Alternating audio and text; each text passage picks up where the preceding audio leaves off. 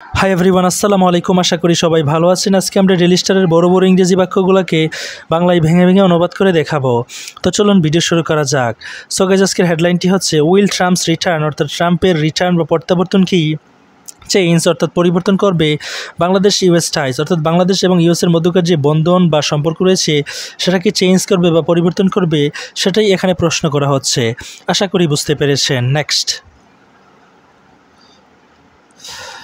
এখানে দেখতে পাচ্ছেন in the aftermath of Donald Trump's resounding victory, অর্থাৎ ডোনাল্ড ট্রাম্পের যেই জোরালো একটা বিজয় হয়েছে সেটার পরপরই ইন দ্য ইউএস ইলেকশন 2024, অর্থাৎ ইউএসের যে ইলেকশন হয়েছে 2024 সালে, Michael Kugelman, the directorate of South Asia Institute, অর্থাৎ মাইকেল কুগেলম্যান যিনি কিনা সাউথ এশিয়া ইনস্টিটিউটের director, in the Wilson Center, অর্থাৎ উইলসাম সেন্টারে speak to Ramisa Rob of the Daily Star, অর্থাৎ ডেইলি স্টারের রামিসারভের সাথে কথা বলেছে অ্যাবাউট দ্য ইমপ্লিকেশন, অর্থাৎ প্রভাব সম্পর্কে ফর বাংলাদেশের জন্য অ্যাট লার্জ, অর্থাৎ সামগ্রিকভাবে।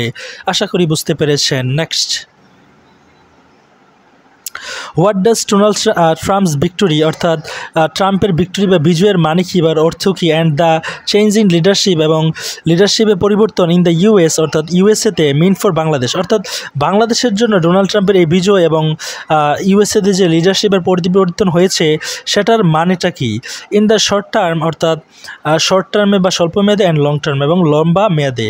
আশা করি বুঝতে পেরেছেন। Next, there would not be any notable implication, অর্থাৎ কোনো নোটেবল অর্থাৎ লক্ষণীয় ইমপ্লিকেশন আর প্রভাব দেখা যাবে না ইন দ্য ইমিডিয়েট টার্ম, অর্থাৎ ইমিডিয়েট টার্মে বা মেয়াদে।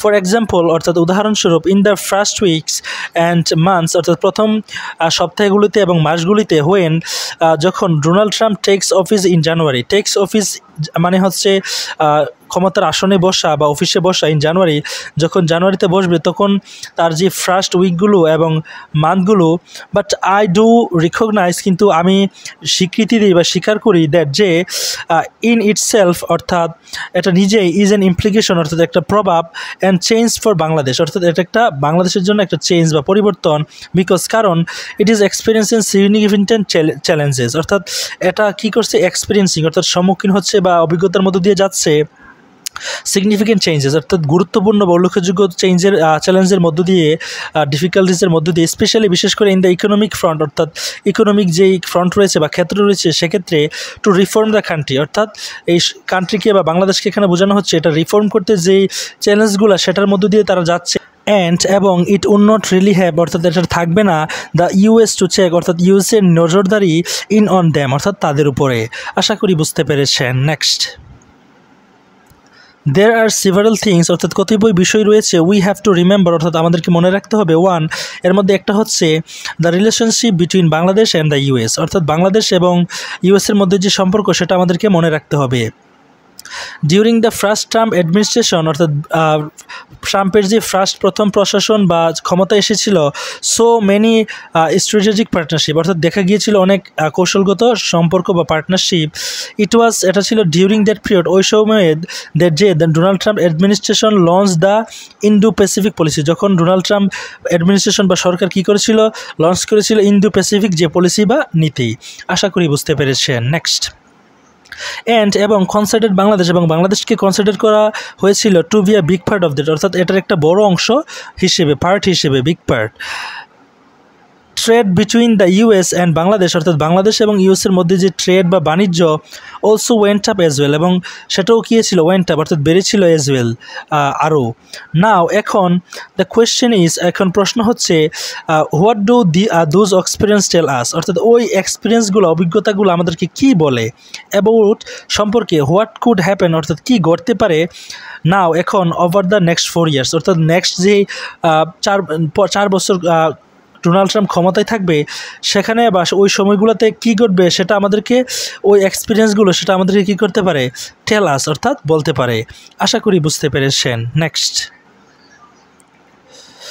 One has to acknowledge obviously, অর্থাৎ একজনকে বা আমাদেরকে বা বাংলাদেশকে অ্যাকনোলেজ করতে হবে অবভিয়াসলি সুনিশ্চিতভাবে বা স্পষ্টভাবে দ্যাট যে আ লট হ্যাজ চেঞ্জ, অর্থাৎ অনেক চেঞ্জ হয়েছে বা পরিবর্তন হয়েছে ইন বাংলাদেশ, অর্থাৎ বাংলাদেশে there is now a new leader, অর্থাৎ এখন এটাতে একটা নতুন লিডার বা নেতা রয়েছে ডক্টর ইউনুস, অর্থাৎ যার নাম কিনা doctor Yunus, who was quite critical of Donald Trump previously, অর্থাৎ যে কিনা quite critical of Donald Trump previously, অর্থাৎ পূর্ববর্তীতে ডোনাল্ড ট্রাম্পের কী করেছিল, ওপেনলি তার সমালোচনা করেছিল, বাট কিন্তু দিস টাইম কিন্তু এই সময় he is leading the interim government, অর্থাৎ সে ইন্টারিম গভর্নমেন্টের দায়িত্ব পালন করতেছে বা লিড করতেছে, অর্থাৎ অন্তর্বর্তীকালীন সরকার এবং হিজ রিয়েকশন ওয়াজ অবভিয়াসলি ভেরি ডিফারেন্ট, অর্থাৎ তার প্রতিক্রিয়া ছিল অবভিয়াসলি নিশ্চিতভাবে বা স্পষ্টভাবে ভেরি ডিফারেন্ট, অর্থাৎ সম্পূর্ণ আলাদা।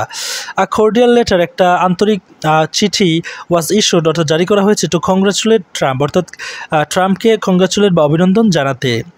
I also think the question is, অর্থাৎ আমি আরও মনে করি দ্য কোয়েশ্চেন ইজ, প্রশ্ন হলো how Trump would look at this state of the relationship, অর্থাৎ কীভাবে ডোনাল্ড ট্রাম্প কী করবে এই বিষয়টার প্রতি দৃষ্টিপাত করবে বা তাকাবে at the state of the relationship, অর্থাৎ এই রিলেশনশিপের প্রতি এবং whether he would want to refashion, অর্থাৎ কিনা হি উড ওয়ান্ট, অর্থাৎ সে চাইবে কিনা টু রিফ্যাশন, অর্থাৎ পুনর্গঠন করতে দ্য কারেন্ট রিলেশনশিপ, অর্থাৎ বর্তমান যে সম্পর্ক রয়েছে সেটা, হুইচ আই থিঙ্ক, অর্থাৎ যেটা আমি মনে করি হি উইল, অর্থাৎ সে করবে, এজ আই ডোন্ট থিঙ্ক, অর্থাৎ যেহেতু আমি মনে করি না, হি উইল প্রায়োরিটাইজ, অর্থাৎ সে অগ্রাধিকার দিবে দ্য ইউএস রোবাস্টলি, অর্থাৎ ইউএসকে দৃঢ়ভাবে বা জোরালোভাবে এমব্রেসিং ডেভেলপমেন্ট অ্যাসিস্ট্যান্ট, অর্থাৎ জড়িত করতে ডেভেলপমেন্ট অ্যাসিস্ট্যান্ট, অর্থাৎ উন্নয়ন সহায়তা অ্যান্ড সো অন, অর্থাৎ অন্যান্য বিষয়ে।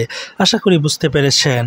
So guys, that's all for today. Thank you so much for watching my video till the very end, and if you guys are new over here in my YouTube channel, don't forget to subscribe to my channel. Thank you so much.